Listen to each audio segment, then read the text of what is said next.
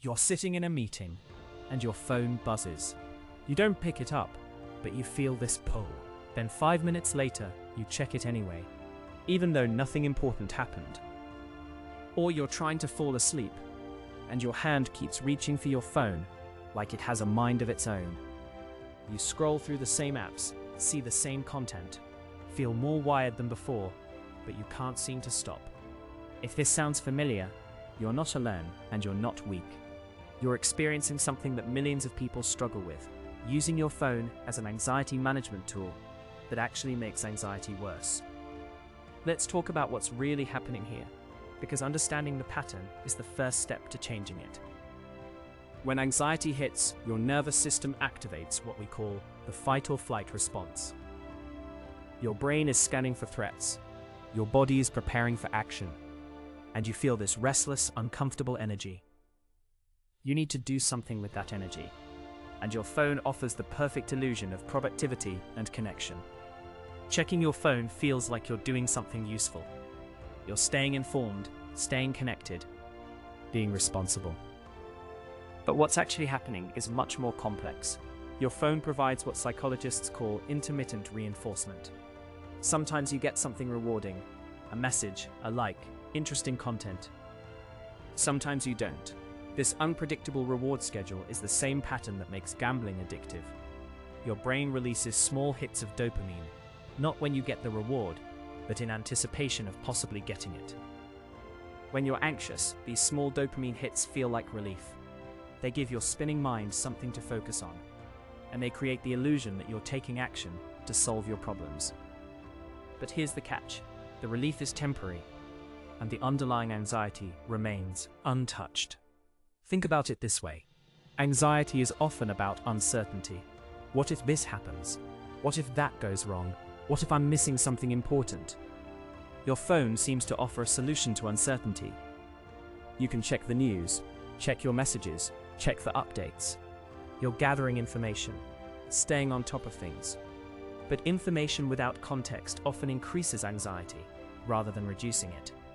You see fragments of other people's lives, headlines designed to capture attention, notifications that make everything seem urgent.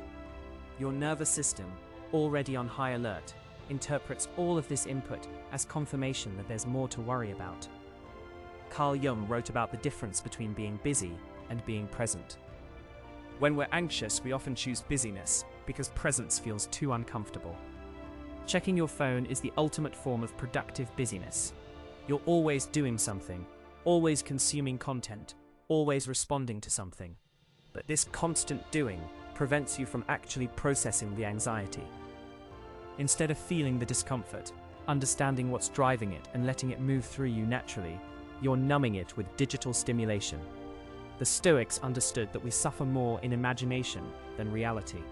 When you're anxiously scrolling, you're often consuming other people's problems, future scenarios that may never happen, and comparisons that have nothing to do with your actual life.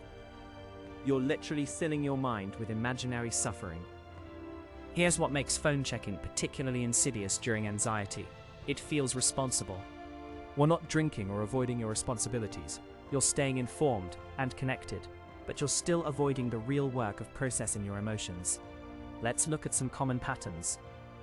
Maybe you check your phone right before important conversations because you need something to calm your nerves. Maybe you scroll when you're lying in bed with racing thoughts, hoping to tire your mind out. Maybe you refresh your email obsessively when you're waiting for news, thinking you can somehow make the response come faster. In each case, you're using your phone to manage uncomfortable feelings. And in small doses, this isn't necessarily problematic. But when it becomes your primary coping mechanism, you start to lose access to your natural ability to self-soothe and process emotions.